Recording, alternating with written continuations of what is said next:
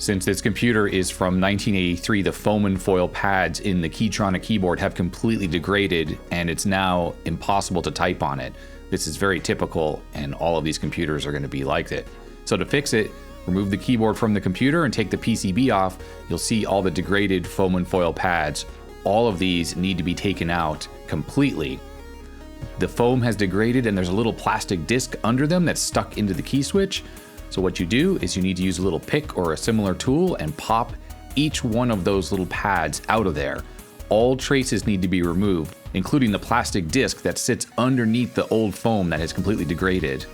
Getting it out can be a little fiddly, but I find an O-ring pick seems to do the trick. And as you can see here, they pop out and they kind of go everywhere, so it makes a bit of a mess, so be ready for that.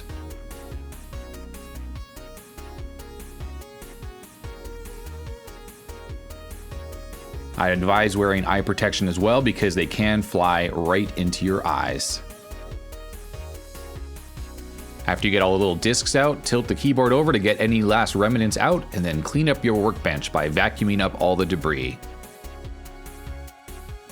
The key to successfully repairing one of these keyboards is to make everything inside the keyboard as clean as possible. The PCB itself ended up with a whole bunch of little bits of foam and dirt and grime from over the years on the PCB, and we need to make sure that is completely clean. Also, any oxidation should be removed. I use a little deoxit on a magic eraser to do that, but lots of 99% IPA and gentle rubbing just to make sure the PCB is as clean as possible. If you used deoxit to help remove oxidation like I did, it leaves a film behind, and I like to remove that using more 99% IPA afterwards. I don't know if the deoxit will interact with the new foam pads, but I don't want to risk it. Once you're done, inspect the board. It should be absolutely clean, free of any debris, and looking nice and shiny. Remember that anything left behind on the PCB can cause some keys not to work, so the idea is clean, clean, and more cleaning. We are very lucky in 2023 to have inexpensive foam and foil pads to replace the failed ones. You can pick up bags of 105 from TechSelect, and there are some other retailers as well that sell them.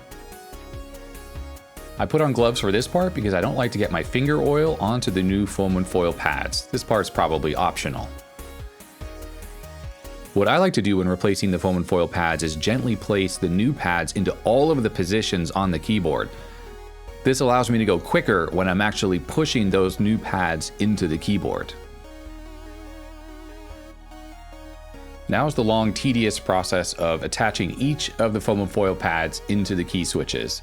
There are 4 little prongs on each slider that must be clipped around the plastic disc on the bottom of the pad, and using a flat blade screwdriver helps you clip those pads in properly. It's tedious, but you just have to make sure they're fully attached. Push it in, get all 4 clips attached, and then make sure the pad is solid in position and doesn't move when you rub on it, is what I'm doing here.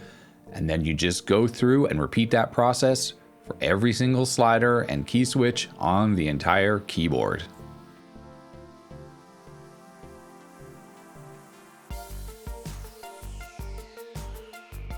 It is absolutely imperative you have every plastic disc fully inserted into each slider. All 4 of the prongs need to be clipped around that plastic disc. If you miss one of the prongs, the entire pad is offset, and that's going to cause problems. In fact, what I do is I go through the entire keyboard once, make sure I've clipped everything on, and then I actually go through it all over again and double check that everything is still clipped. On this keyboard, I actually found that there were about 3 or 4 sliders where I had left one of the 4 prongs unclipped from the disc, so I found those and I got those clipped on. As I mentioned, this process is long and tedious, so put on some music or a podcast and just be methodical about it. And I'm all done, so a final clean with some compressed air just to make sure nothing is left on the keyboard. And now just a quick dusting of the PCB, and it's time to reassemble the keyboard.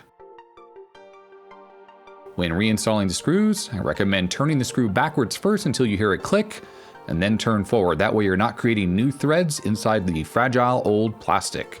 Don't over tighten these screws, they just need to hold the PCB in place.